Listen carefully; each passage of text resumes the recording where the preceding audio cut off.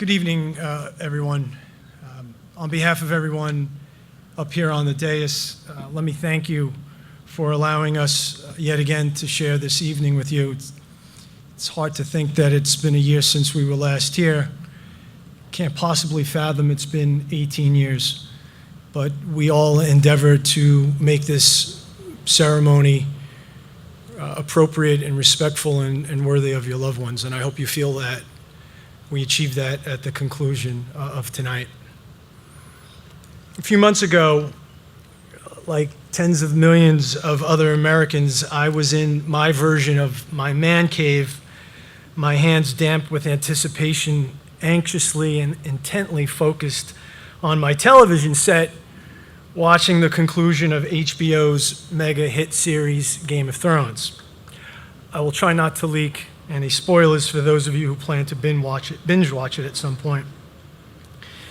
In that concluding episode, we finally reached the finale's climactic scene in which the character Tyrion Lannister utters these words: "What unites people?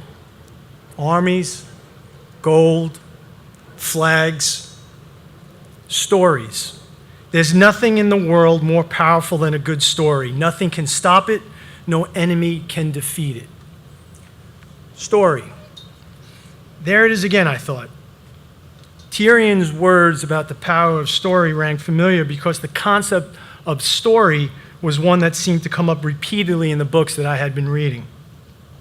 I had recently finished Beth Comstock's Imagine It Forward. Beth rose to become the number 2 person at General Electric and was a premier advocate for corporate storytelling. She says behind every person, behind every company, behind everything, there is a story of how it got there, and the most relevant connect on a personal level.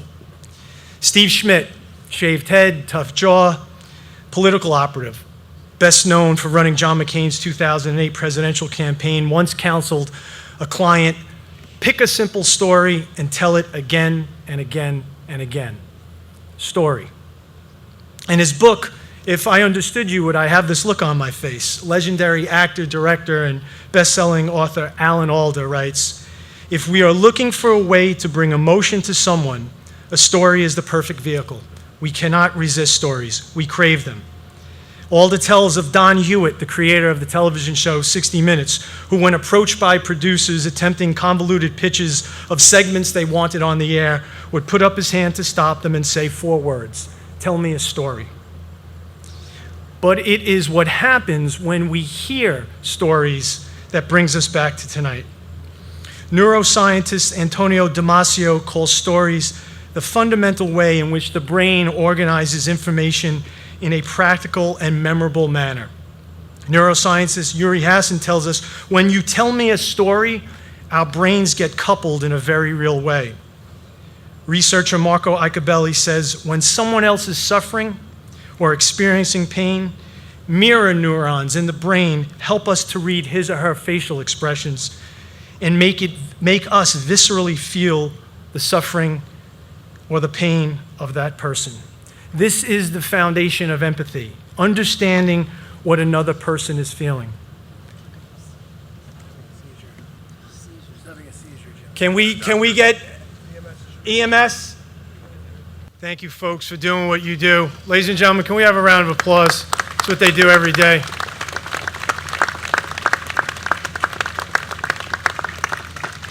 Amazingly enough, that happened when I was talking about empathy.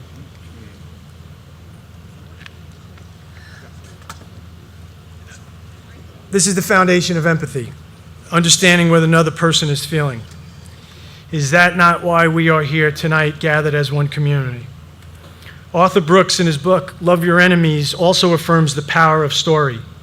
He tells us that when we hear stories that move us, our brains release oxytocin, inducing a deep emotional understanding. Brooks writes, the change in oxytocin predicates the feeling of empathy. It's empathy that makes us connect to other people.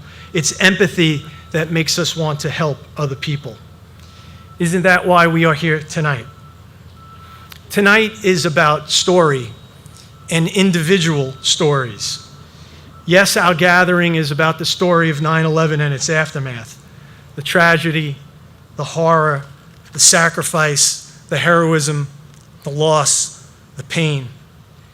But it is about much more.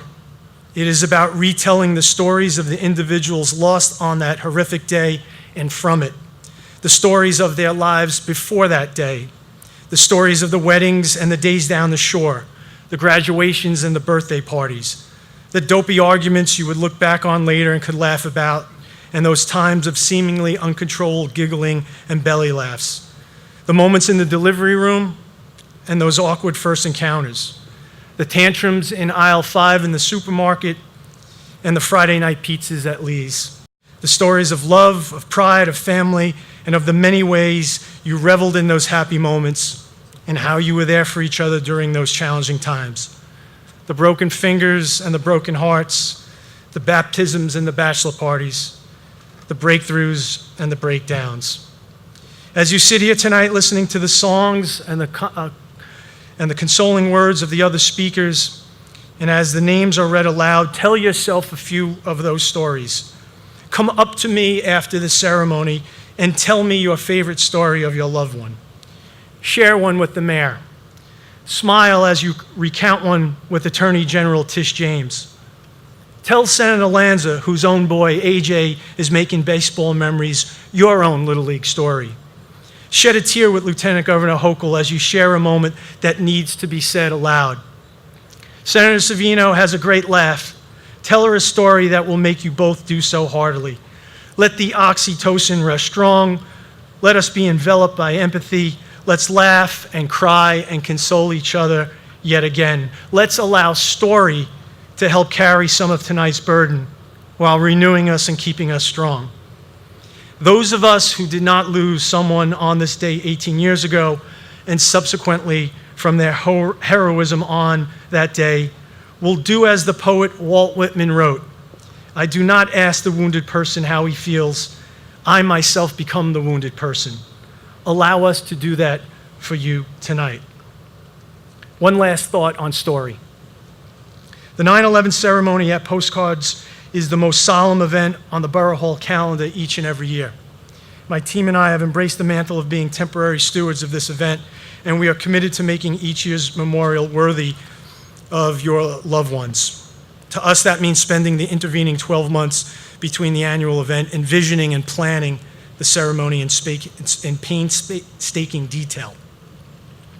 For me, that means searching for words that I can mold and utilize in hopes that my time at this microphone might reach you emotionally and offer you a measure of comfort.